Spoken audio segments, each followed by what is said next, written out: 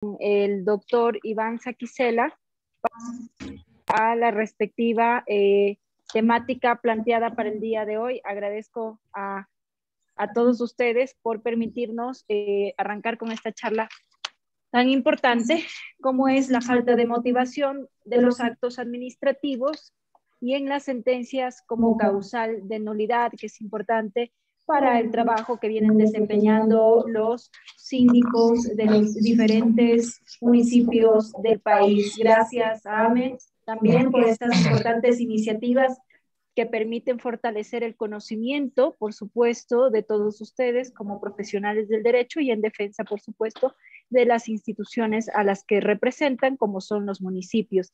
Y en este sentido, para fortalecer un poco más el conocimiento y cómo manejar la defensa cuando existe falta de motivación en los actos administrativos y en este sentido en las sentencias como causal de nulidad, el doctor Iván Saquicela va a compartir con nosotros su ponencia para todos ustedes. Gracias. Adelante, doctor.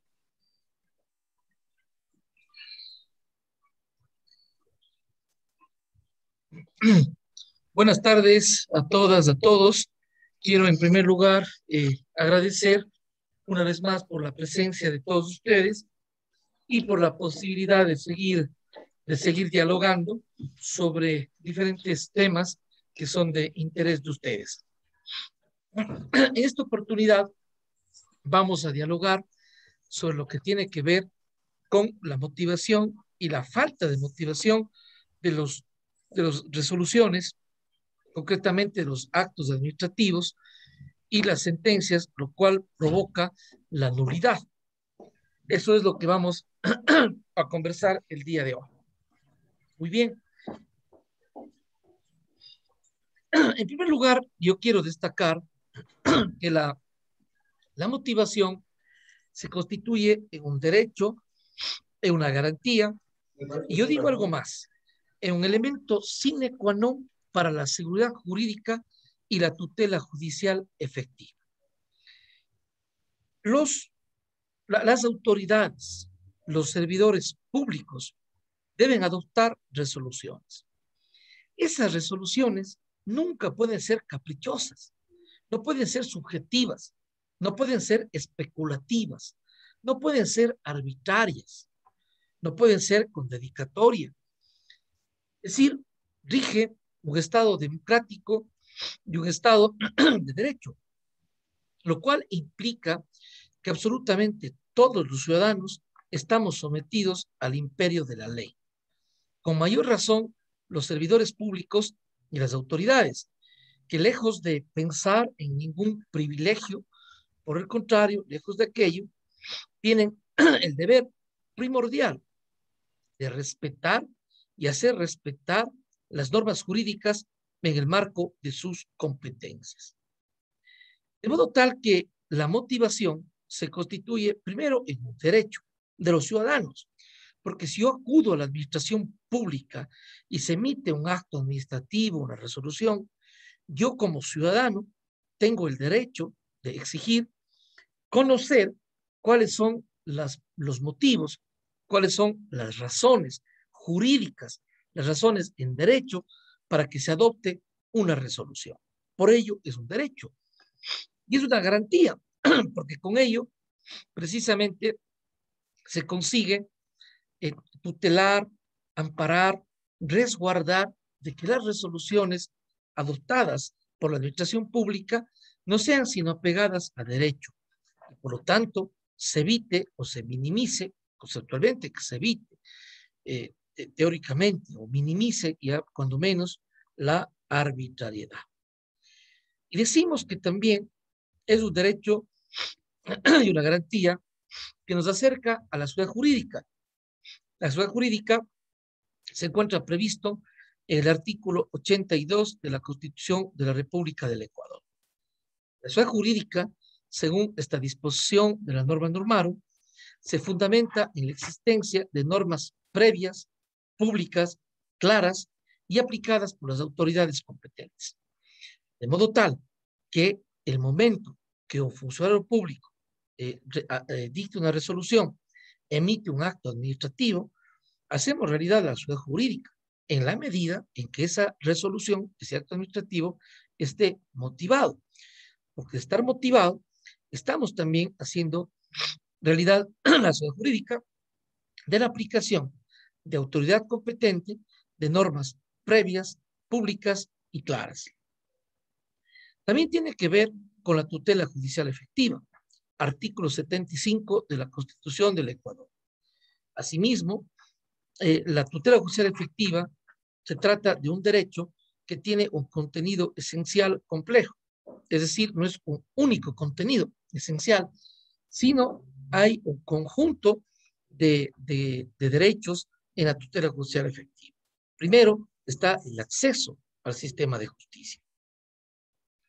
Luego, no solo es acceder, sino acceder y obtener una tutela de la Administración de Justicia, pero una tutela que sea efectiva, que sea expedita. Y esa tutela tiene que ver primero con acceder y luego tener un proceso debido para obtener la respuesta. Luego, que esa respuesta esté debidamente motivada y que finalmente haya una resolución que sea, que quede firme, que quede ejecutoriada, que cause estado, podemos hablar en sede administrativa, y que luego sea ejecutada. De lo contrario, no existe una tutela judicial efectiva. Claro está que aunque hay diferencias en la sede administrativa y la sede jurisdiccional, también existen paralelismos. En cuanto a que cuando se acude a la administración pública, se requiere de la emisión de un acto administrativo que se encuentre debidamente motivado y también tutelar los derechos de los administrados, en buen romance de los ciudadanos, a los que sirve la administración pública. De esta manera se puede llegar a evidenciar y a relevar la importancia que tiene la motivación. De otra parte, nos parece que es importante señalar que la motivación hoy está claro que es un derecho y una garantía y además de rango constitucional. Está preceptuado en el artículo 76, numeral 7, literal L de la Constitución del Ecuador. Sin embargo, de que muchas veces en la práctica hay problemas sobre dicha garantía y derecho, y que siempre será entonces necesario tratarlo, debatirlo, conversar y sobre todo llevarlo a la realidad. Pero antes de determinar el contenido de lo que es la motivación y lo preceptuado en el artículo 76, numeral 7, literal L de la Constitución del Ecuador, creo que vale preguntarnos por qué las resoluciones de los poderes públicos deben ser motivadas. La idea fundamental es de que rige un Estado de Derecho y que por lo tanto, de un lado, hay el sometimiento al ordenamiento jurídico de todos los ciudadanos y naturalmente de los funcionarios públicos. Rige el principio de legalidad y el principio de juridicidad, lo cual implica que los funcionarios públicos pueden hacer exclusivamente lo determinado en la ley, que los funcionarios públicos pueden ejercer exclusivamente las atribuciones consignadas en la ley y naturalmente sometidos al ordenamiento jurídico.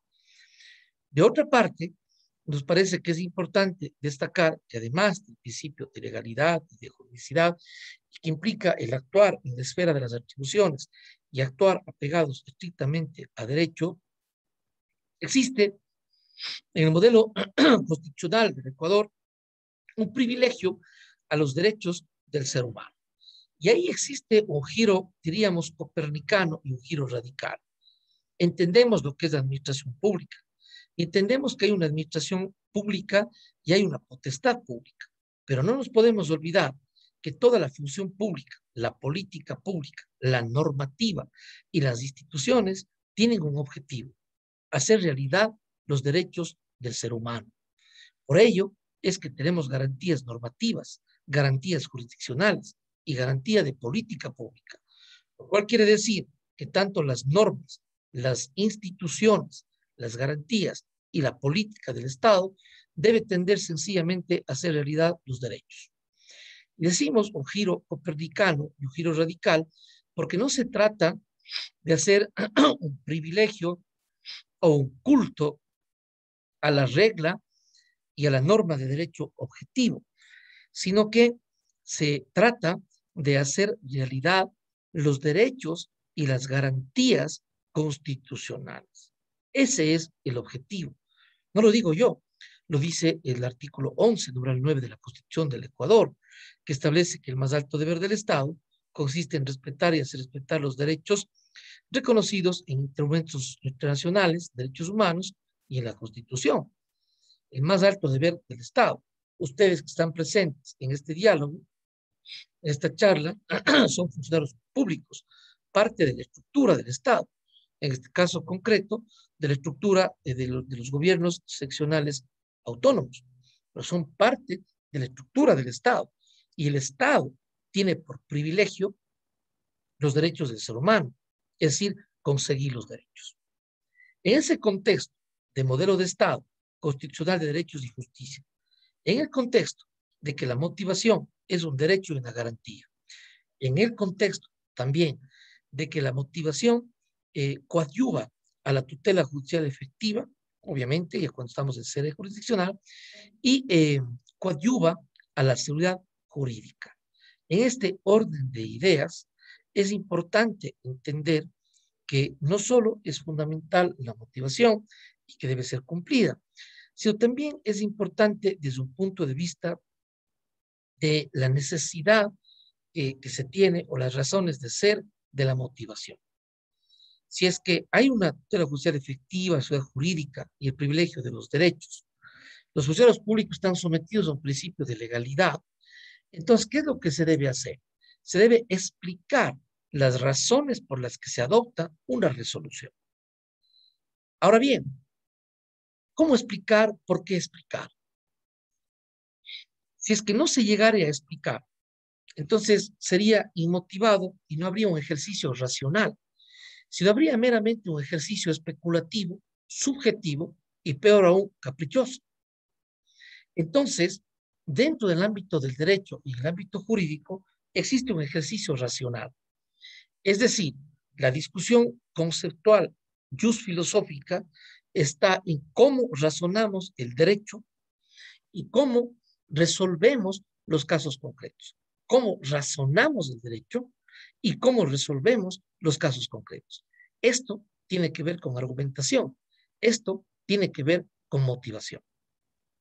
De modo tal que al ser un ejercicio racional, hay ciertas reglas, ciertos principios que hacen que la resolución que emitamos sea el resultado de un ejercicio racional, que sea un ejercicio racional y el resultado de un ejercicio racional. Es decir, usamos la razón, usamos la lógica, usamos la comprensividad, usamos el lenguaje escrito u oral, en un ejercicio racional, inteligente, que ajustándonos a derecho, haya un pensamiento y una expresión del pensamiento que esté motivado, que esté razonado.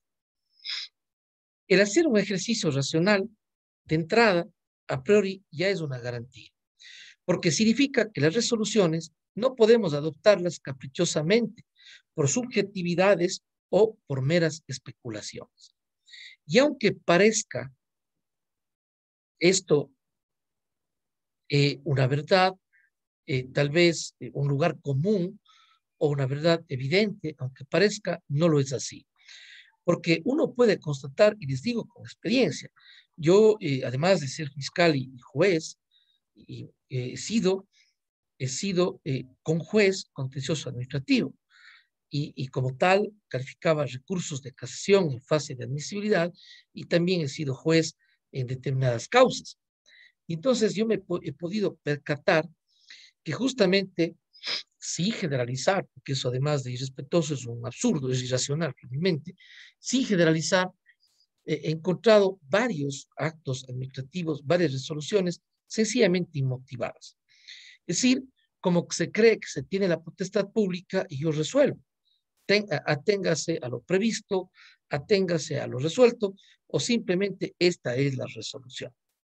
Cuando en verdad cada resolución y cada acto administrativo que se expide debe tener una verdadera motivación para que justamente se apegue a derecho. Y la forma de hacerlo tiene que ver con el apego al ordenamiento jurídico y también un ejercicio racional. Insisto, lo de ejercicio racional porque no puede ser de una íntima convicción, no puede ser subjetivo, no puede ser un parecer, un a mí me parece, no puede ser en mi opinión o en mi criterio, sino que tiene que ser un ejercicio racional invocando las normas jurídicas, esto es, apegándose a derecho. Pero algunas veces no se aprecia aquello, lo cual implica una inmotivación. A veces puede implicar además una arbitrariedad, porque tengan la certeza de que como ciudadanos, todos los que estamos aquí, lo que aspiramos es que la administración pública pueda adoptar una decisión que sea sencillamente apegada a derecho y que sea motivada. De otra parte, el artículo 76, numeral 7, literal L de la Constitución del Ecuador, establece este derecho y garantía de la motivación. En primer lugar, cabe destacar que esta disposición se encuentra dentro del conjunto de principios y reglas del debido proceso.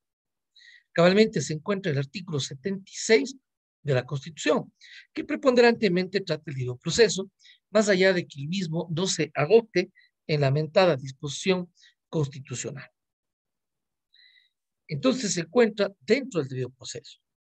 Artículo 76, numeral 7, que se trata del derecho a la defensa, y se encuentra en 76, 7L de la Constitución. ¿Qué establece el artículo 76, numeral 7, literal L de la Constitución del Ecuador? Establece lo siguiente: las resoluciones de los poderes públicos deberán ser motivadas. No habrá motivación si en la resolución no se enuncian normas jurídicas o principios en que se fundan, y si no se explica la pertinencia de su aplicación a los antecedentes del caso concreto o a los antecedentes de hecho. Será nula la resolución que se encuentre, que carezca de motivación, y los funcionarios públicos serán responsables de esta decisión. ¿Qué quiere decir esto entonces? Primero, todas las resoluciones de los poderes públicos deben ser motivadas.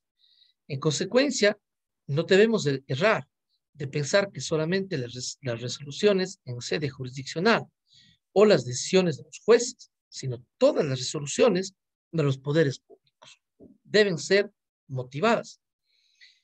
Luego, nosotros tenemos de que la norma constitucional, en términos genéricos, nos dice en qué consiste la motivación, porque dice que todas las resoluciones de los poderes públicos deberán ser motivadas.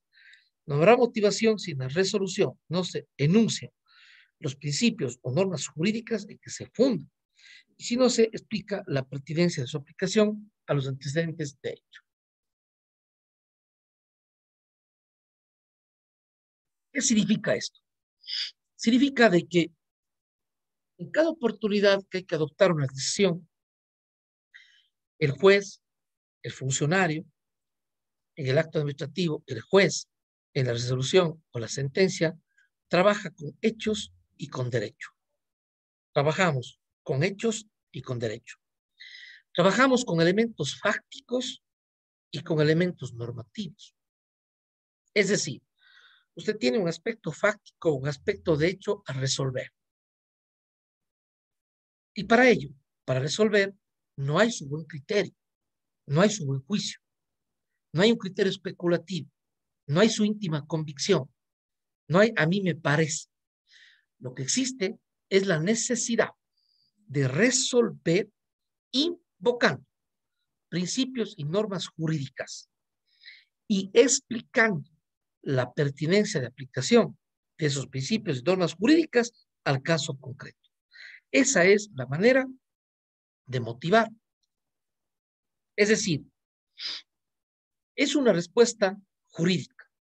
Y al ser una respuesta jurídica, lo que tengo que hacer es invocar en qué normas jurídicas, reglas o principios me amparo para adoptar la decisión.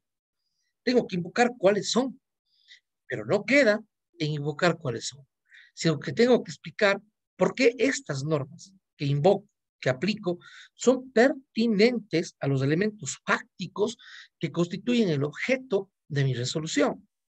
Entonces, tengo que invocar las normas, si no invoco hay falta de motivación, y tengo que explicar la pertinencia, si no explico la pertinencia hay falta de motivación.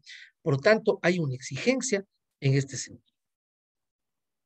Sin embargo, la doctrina suele hablar de que muchas veces se presenta una motivación aparente, porque, en efecto, aparentemente podría estar motivado toda vez que se citan normas jurídicas, pero hay una motivación aparente porque se citan normas jurídicas, pero las citadas en relación con los hechos fácticos o con los objetos del proceso o del acto o de la resolución son forzados los argumentos. Es decir, se trata nada más de hacer, de que calcen, de que cuadren, de que subsuman, pero en realidad lo que esconde es una resolución arbitraria. Por lo tanto, ese análisis racional, lógico, esa concatenación entre las normas y entre los hechos y el derecho, tiene que ser debidamente explicado. De lo contrario, solo existe una motivación aparente. También se pueden encontrar errores en la motivación, cuando uno puede encontrar una resolución, un acto administrativo o una sentencia, en donde en extenso se hace un recuento, una referencia a aspectos fácticos, a lo acontecido, quizá cuando se trata de un procedimiento, y también a normas jurídicas, pero de una manera tan amplia, tan genérica e incluso impertinente, que solo es una motivación aparente. Más todavía cuando existen algunos casos en donde la parte de los antecedentes, la parte genérica, contiene una estructura incluso común, quizá una suerte de formato, pero la motivación real, la motivación pertinente, concreta en la especificidad o la casuística es apenas breve, superflua, básica, superficial, finalmente inmotivada. Yo creo que los funcionarios públicos, los jueces, es decir, en sede administrativa y en sede jurisdiccional, debemos hacer un esfuerzo para, en primer lugar, motivar las resoluciones, explicar las razones por las que se adopta una resolución. En segundo lugar, por hacer un ejercicio racional con uso del pensamiento lógico, ordenado, con corrección del pensamiento y luego con corrección en el lenguaje, para que además la resolución sea comprensible. Y en definitiva, evitar los formatos, las estructuras típicas y hacer un verdadero esfuerzo y cumplir con la exigencia de la motivación, que evidencie un dominio del hecho y del derecho y que sobre todo evidencie que la resolución contiene normas jurídicas pertinentes y se explica la pertinencia para resolver el caso concreto. Lo contrario es inmotivación o es una motivación aparente. El artículo 76, numeral 7, literal L de la Constitución del Ecuador, decíamos ya, queremos destacarlo, establece que las resoluciones de los poderes públicos deberán ser motivadas. No habrá motivación si en la resolución no se enuncian los principios o normas jurídicas en que se fundan y si no se explica la pertinencia de su aplicación a los antecedentes del caso. Y la norma constitucional establece una sanción, que es la nulidad, es decir, la falta de valor, de eficacia jurídica del acto administrativo o de la resolución o de la sentencia que se haya inmotivada. La Corte Constitucional, la Corte Nacional, en diferentes sentencias nos ha dicho ya qué es la falta de motivación. Por ejemplo, en la Corte Constitucional, en el caso número 0831-12 EP, resolvió sobre lo que es la motivación, lo propio del caso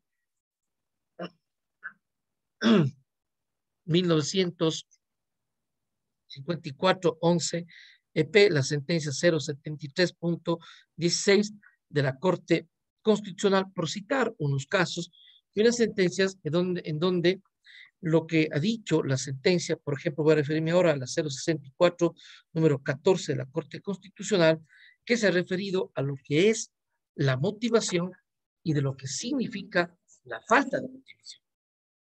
Me voy a referir ahora a una sentencia, la 064-14 de la Corte Constitucional, que se refiere en forma clara a lo que es la motivación. ¿Qué es lo que ha dicho? La Corte Constitucional, respecto a la motivación, ha dicho que la norma constitucional establece la motivación en el artículo 76, numeral 7, literal L de la Constitución.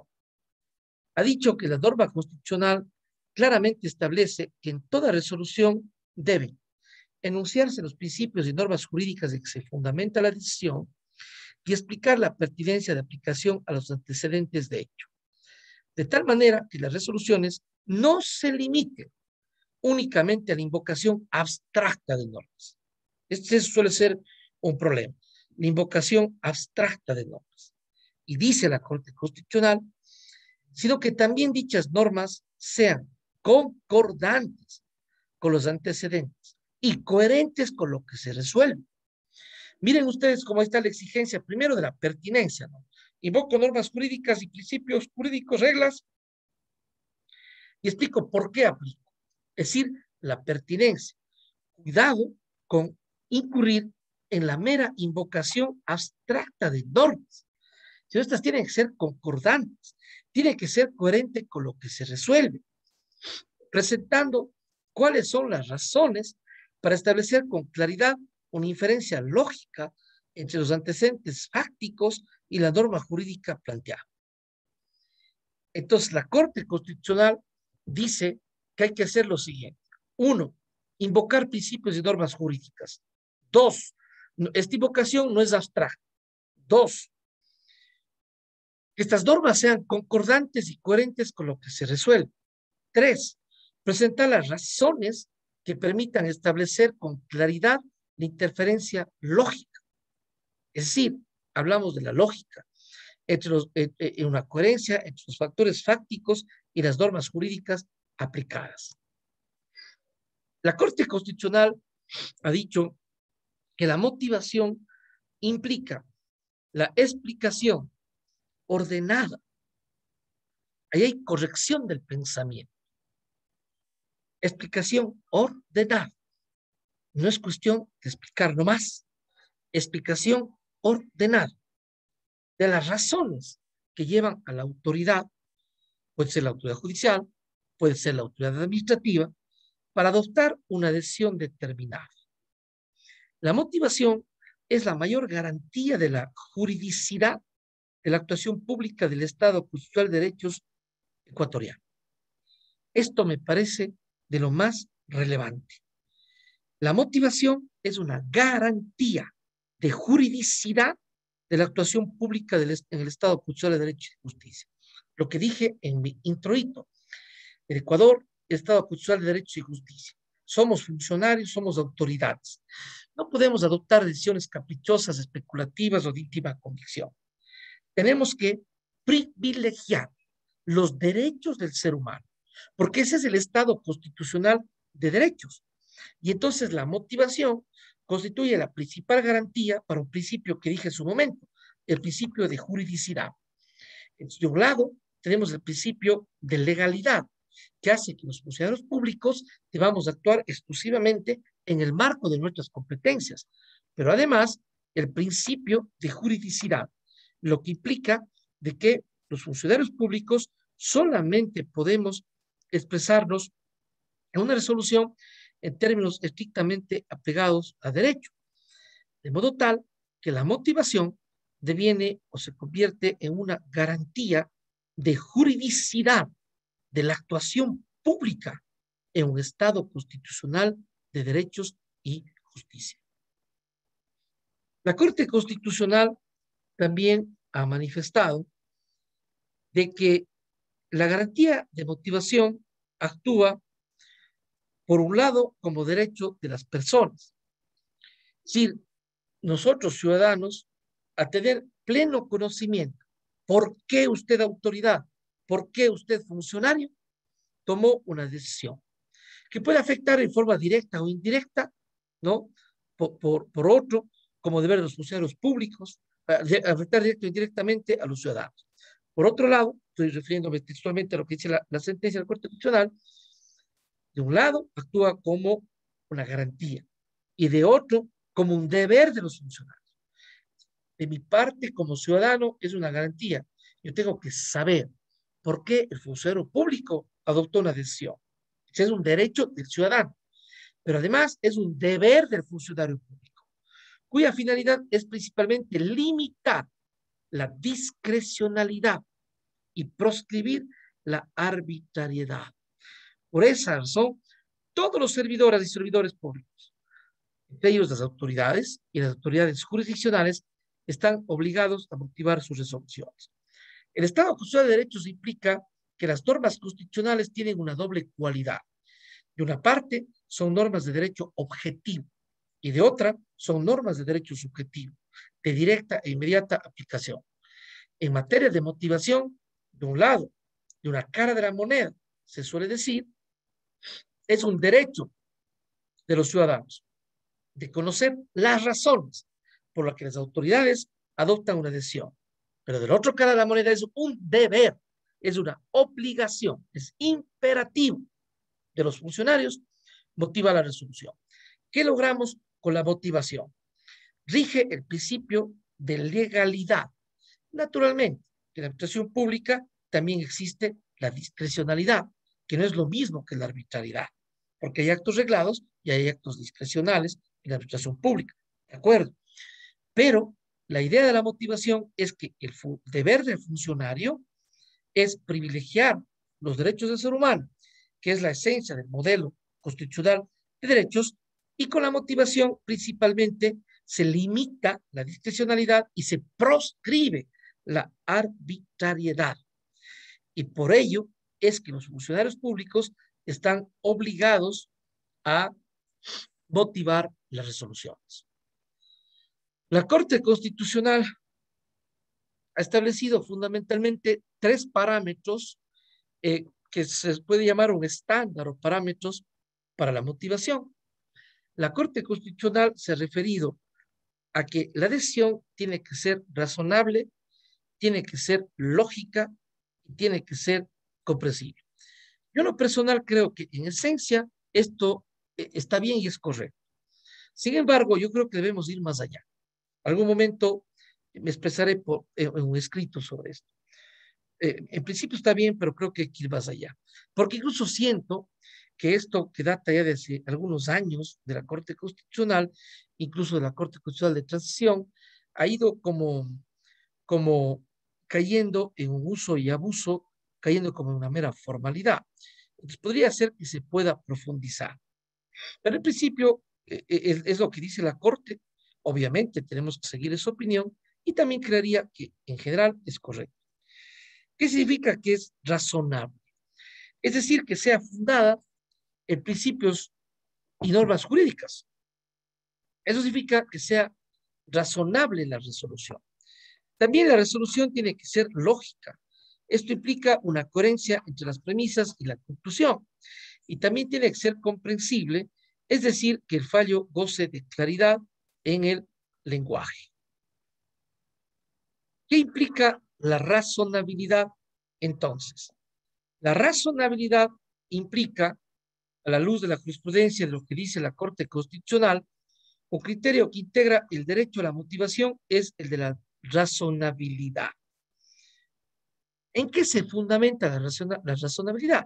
Se fundamenta en los principios constitucionales, en los preceptos jurídicos que contiene la resolución. Es decir, yo no puedo de ninguna manera simplemente expresar un criterio o un juicio de valor. De hecho, yo creo que una de las cosas que hay que proscribir son los pareceres. Yo he leído hasta en sentencias, digo porque ahí se entiende que es más estricto derecho. He leído juicios de valor, especulaciones. No caben los juicios de valor o las especulaciones. Porque puede ser tu juicio de valor muy interesante, muy inteligente. El problema es que eso no dota de seguridad jurídica, no respeta la igualdad formal, material, y finalmente deviene un ejercicio irracional y con falta de motivación. Por eso, lo que se debe hacer es invocar las normas jurídicas, los principios y reglas en que fundo mi resolución. Si no hay eso, no hay razonabilidad. Pero cuidado, que no se agota ahí.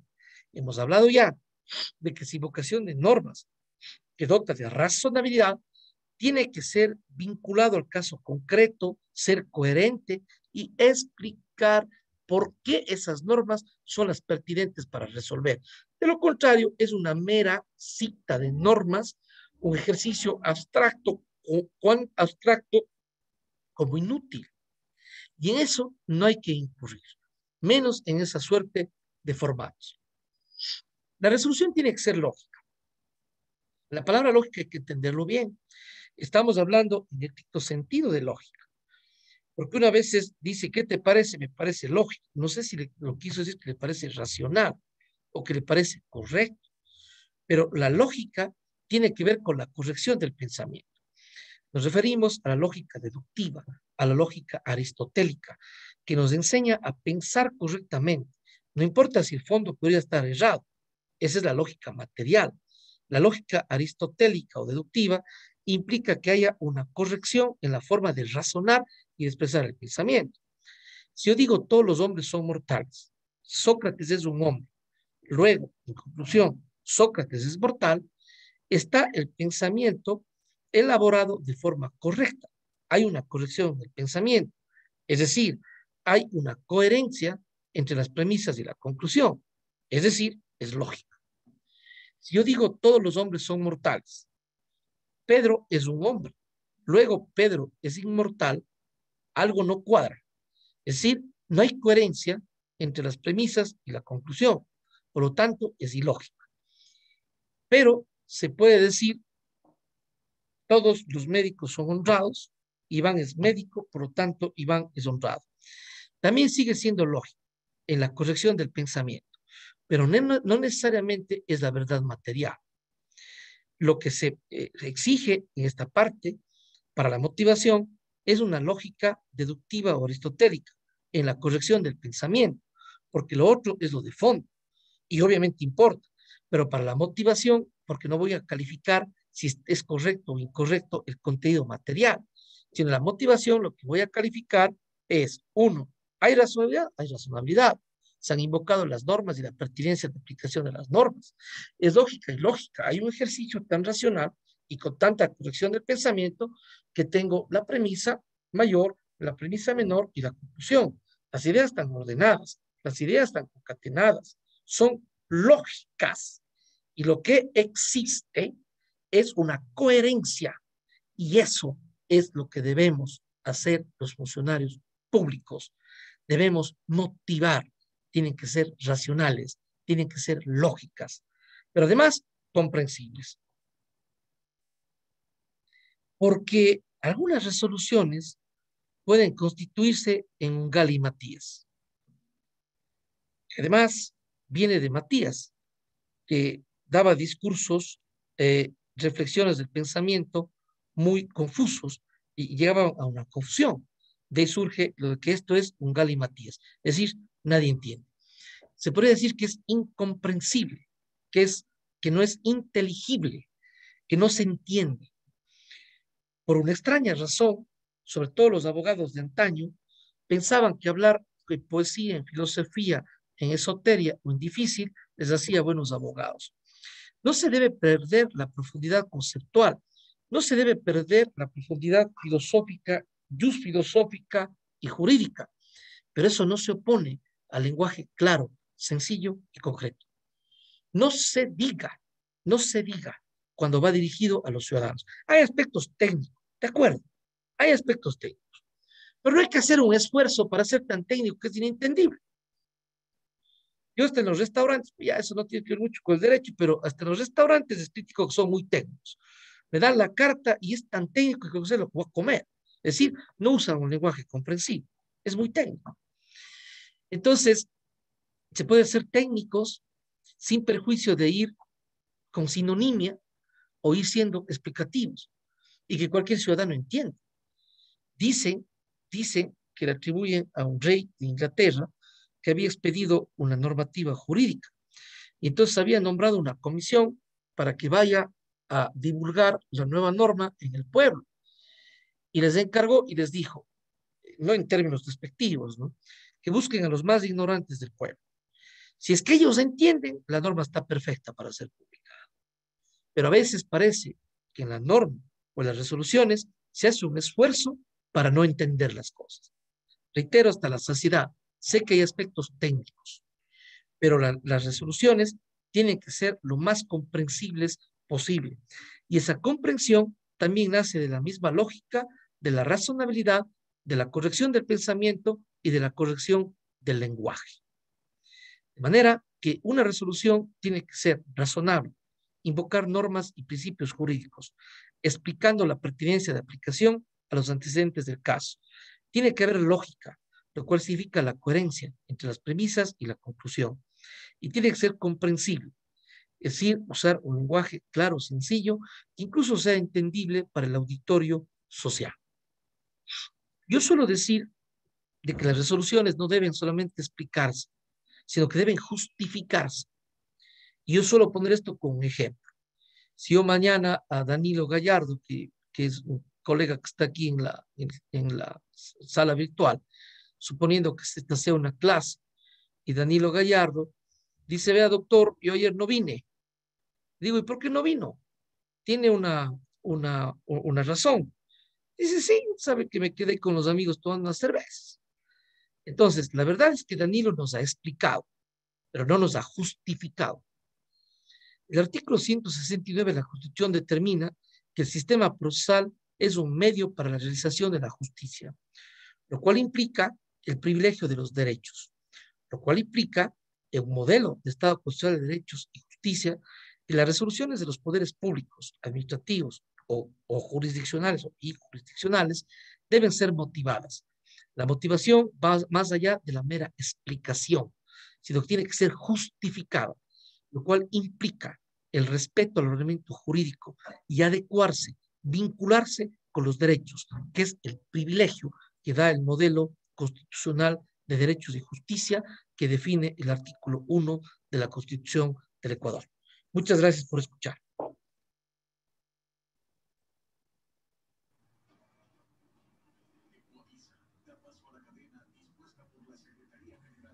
Muchas gracias, doctor Saquicela. Diana. Tenemos la mano levantada del arquitecto José Sánchez. Arquitecto Sánchez, ¿puede activar su micrófono? ¿Puede hacer Está su pidiendo pregunta? que se le habilite el audio a Diana Jacome, por favor. Sí, buenas Parece que el tardes. anfitrión del Zoom no permite habilitar el micrófono. No, está activo. Gracias. ¿Qué pasó, Toñita? No sé dónde Hasta está. tanto, si me permiten, hay una pregunta en el... Siga, mi Buenas estimado doctor, tardes. siga. No está habilitado el micrófono para iPhone.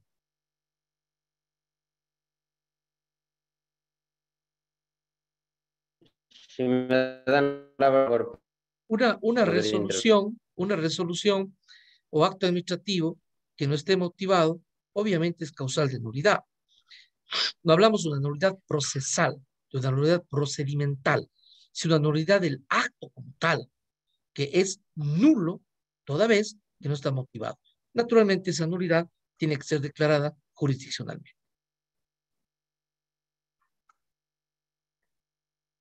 Sí, buenas tardes.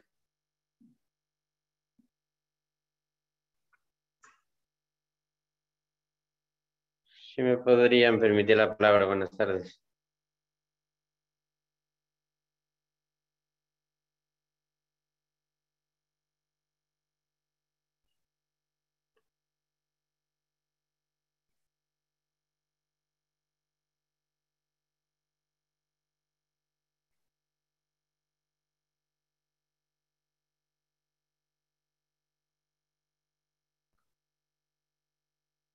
Estimada Diana. ¿Cómo están? Ahora sí está habilitado el audio. Gracias, gracias a los compañeros. Tenemos más preguntas de lo que tengo aquí en el chat para el doctor. Muchísimas gracias. Pregunta, ¿qué pasaría si en la resolución o acto administrativo se violentan los derechos a la propiedad, pero el ciudadano quiere presentar una demanda después del tiempo que está prescrito el acto administrativo? Cita el artículo 307 del COGEP, tomando en cuenta que de conformidad al artículo 329 del COGEP, de la garantía que los actos administrativos que gozan de presunciones de legitimidad y ejecutoriedad, doctor.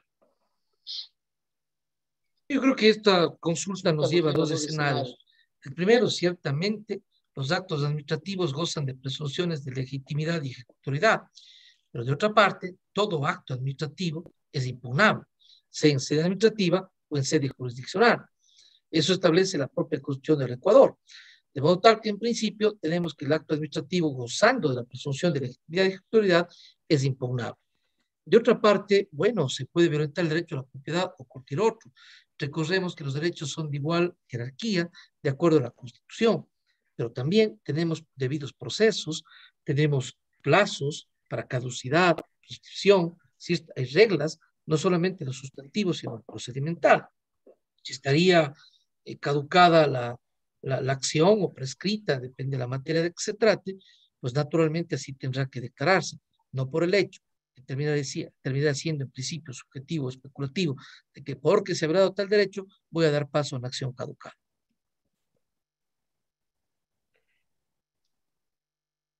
Doctor, también Buenas tardes. nos preguntan, justamente la misma persona menciona, pero la jurisdiccionalidad prescribe en un determinado tiempo para presentar la demanda. Es lo que nos dice la misma persona para cerrar con esta. De acuerdo, es lo que hemos expresado, por supuesto. Por lo tanto, tiene que respetarse el proceso debido. El proceso debido implica caducidades, prescripciones, debido proceso, autoridad competente, juez competente. Es decir, no porque se crea el derecho sustantivo vulnerado, se puede vulnerar el debido proceso. Alguien que desea Buenas hablar, tardes. por favor, para que Buenas tardes. alguna inquietud que tengan. Sí, buenas tardes. Quisiera... Adelante. Que se puede identificar, por favor, para que sepan cuál es su nombre y de qué municipio es usted, por favor. Sí, muy buenas tardes y muchas gracias por la apertura. Mi nombre es José Sánchez, concejal del Cantón Catamayo, de la provincia de Loja. Quisiera plantear un caso, en este caso al doctor ponente, en este que acabó de intervenir, con la finalidad de poder establecer, en este caso, las competencias de nosotros como concejales en referencia a la falta de la motivación. Voy a partir mi intervención mencionando un vacío legal que existe en el artículo 57, literal L del COTAD, donde al Consejo Municipal simplemente se le da la atribución de conocer las resoluciones administrativas en materia de expropiación, declaratorios de utilidad pública. En el pleno del Consejo, donde yo laboro, se realizó una declaratoria de utilidad pública mediante acto administrativo de declaratoria de utilidad pública para poder aperturar un camino. Se puso en conocimiento del Consejo, nosotros como concejales observamos la inconstitucionalidad y la ilegalidad del acto que se estaba realizando. Primeramente porque estaba en contra y no seguía los lineamientos del artículo 447 de la misma norma legal que es el COTAD, y tampoco se establecía las garantías constitucionales del debido proceso. Todo esto se observó en 2 sesiones de consejo, pero al establecer el artículo 57, que solo es conocimiento del Consejo Municipal, no se resolvió ninguna moción en las sesiones. Seguido a ello, pues, como se vulneraba derechos constitucionales, como es la motivación en este caso, y el debido proceso, y además el derecho a la propiedad privada de la persona, en este caso perjudicada, con dicha resolución administrativa, yo había solicitado por escrito al alcalde se transparente dicho acto porque faltaba la motivación. a lo que el procurador síndico del mismo municipio me contesta, por escrito también, que no es potestad de los concejales expedir transparentar actos administrativos y que si es que la persona se ve perjudicada, tiene la vía ordinaria para poder plantear una demanda en el contencioso administrativo.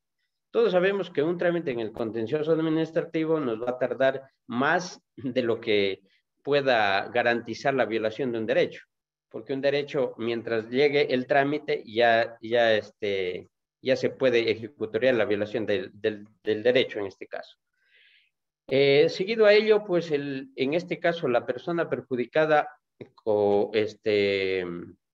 tuvo la oportunidad de contratar un abogado privado, el cual planteó una acción extraordinaria de protección ante la justicia ordinaria, pues en este caso la Corte Constitucional, y se estableció audiencia para este caso.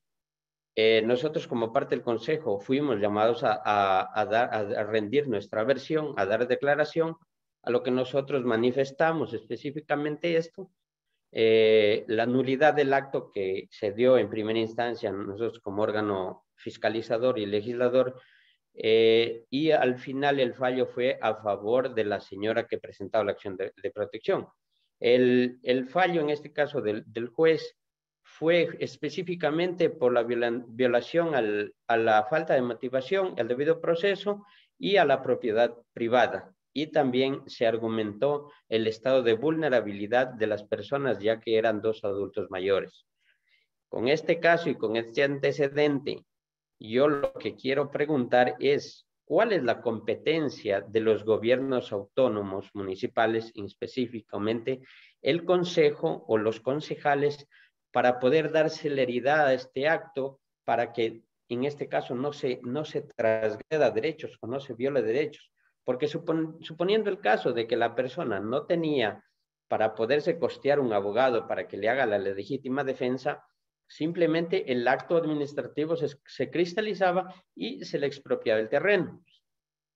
Y nosotros como concejales, ¿a quién tenemos que dar parte o a quién tenemos que informar de estos actos mal fundamentados y mal ejecutados en este caso? Esa sería la interrogante. Muy bien, muchas gracias por su pregunta. Yo creo que 2 asuntos concretos.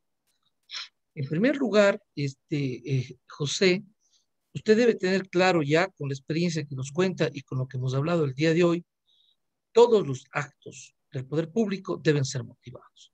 No significa que un consejo cantonal, más allá de que puede ser un ente jurídico político, un ente político porque representa una expresión de la democracia, de la ciudad, del cantón, eso no significa que no es derecho. Todos estamos sometidos al derecho.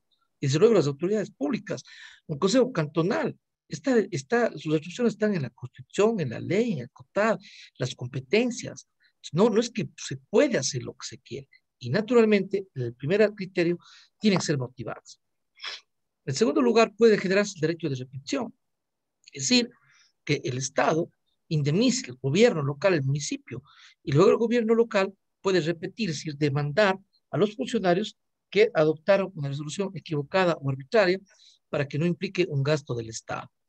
Y yo creo que ustedes como concejales, ustedes como síndicos, en fin, siempre tienen que estar insistiendo en la necesidad de que cualquier resolución que se adopte sea motivada.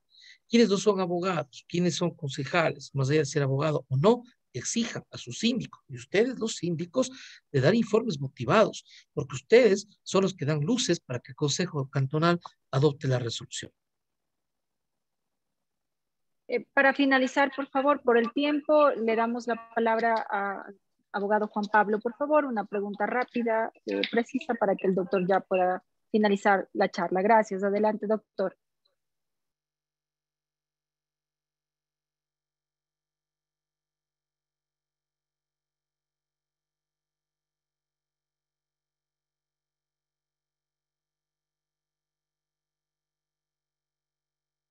¿No le habilitan el teléfono, el audio, perdón, al doctor Juan Pablo? Bueno, hay una complicación ahí. nosotros ya damos por concluido la charla de hoy. Agradecemos a todos ustedes por su participación, los mensajes, doctor, de todos los abogados síndicos que se encuentran aquí, agradeciéndole a usted por su participación, agradecen su intervención. Esperamos, si de ser posible, poder lograr una capacitación presencial conforme las disposiciones del COE y el estado de excepción que aún está vigente, y por ende nos toca mantenernos en esta metodología. El doctor Juan Pablo está habilitado. Brevemente, doctor, adelante, le damos la palabra. Sí, mi estimado doctor Iván, primeramente muy buenas noches, el agradecerle por la capacitación y más aún los que tuvimos la oportunidad de ser alumnos de usted, conociéndole la experiencia y la capacidad que tiene para conocedor del derecho. Estimado doctor, hacía lo que es una consulta solo para podernos quedar claros en el tema de los actos administrativos con respecto a lo que es a la jurisdiccionalidad de la presentación de las demandas. Si bien es cierto, en el COGEP se ha establecido lo que es tiempos, plazos para presentar una demanda por parte de los ciudadanos, por parte de los administrados. En este caso se ha definido lo que es 90 días y 3 años en actos subjetivos y objetivos. En este caso, teniendo lo que es los actos objetivos, 3 años para presentar lo que es una demanda. Pero resulta que en varias instituciones públicas se da la situación de que los actos administrativos violentan lo que es derechos. Por el desconocimiento del ciudadano y del administrado, no presenta la demanda de manera oportuna. Pasan los 3 años y obviamente el juez del contencioso administrativo está obligado a rechazar la demanda y no abocar conocimiento. ¿Qué pasaría en esta situación, mi estimado doctor, como al identificarse claramente violentado ya el derecho del ciudadano?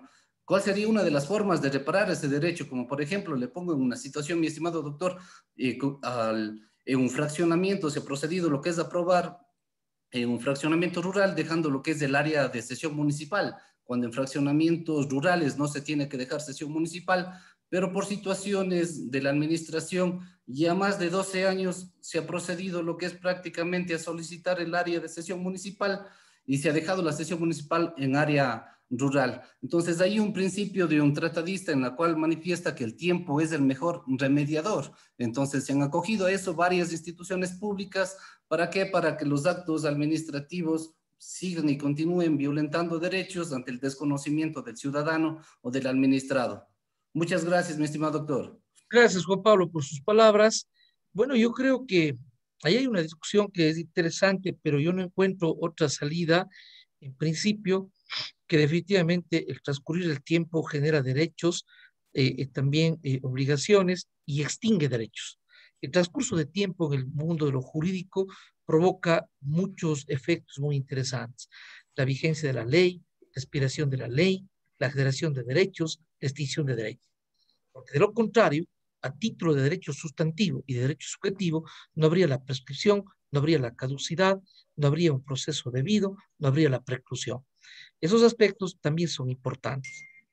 De modo tal que yo creería que en principio eso no se puede soslayar, porque ahí habría inseguridad jurídica. Y yo podría decir, miren, lo que pasa es que en este caso ya pasó los 3 años, han pasado 10, pero caramba, es justo, y entonces demos paso. Y el derecho no es de esa manera. Sin embargo, Pablo, yo pensaría que puede haber un momento con el que usted, por ejemplo, ejemplifica, podría haber un pedido al Consejo Cantonal y se lo va al funcionario municipal, al que sea en el caso concreto, y a partir de esa negativa podría habilitarse un tiempo para presentar un recurso de plena ejecución subjetivo o un recurso objetivo por abuso de poder. Podría ser una salida, pero lo otro, como decir que a título del derecho sustantivo nos olvidemos de la caducidad y la prescripción, le veo hasta esta parte difícil jurídicamente sostener. Eso, Juan Pablo. Gracias, mis amigas, mis amigos, por escucharnos, por sus saludos afectuosos. Esperamos que estén siempre contentos, satisfechos. Esta es nuestra misión y nuestro deber. Por lo tanto, les agradezco por lo que ustedes están expresándose. La doctora Diana Jacob entiendo que quiere despedir, pero me parece que está con un poco de problemas de conexión. En todo caso, pues, sí, porque no le veo, está con problemas de conexión. Pero bueno, de nuestra parte hacemos ya la despedida. Muchísimas gracias siempre al AME y gracias a ustedes, señores concejales, alcaldes, síndicos, funcionarios, que nos escuchan desde diferentes partes del país, muy reconocidos por sus palabras, y esperamos que esto les sea útil, les sea valioso, que es lo más importante. Una linda noche. Gracias a todas y a todos. Que pasen bien. Gracias, doctor Saquicela, y a todos nuestros participantes de la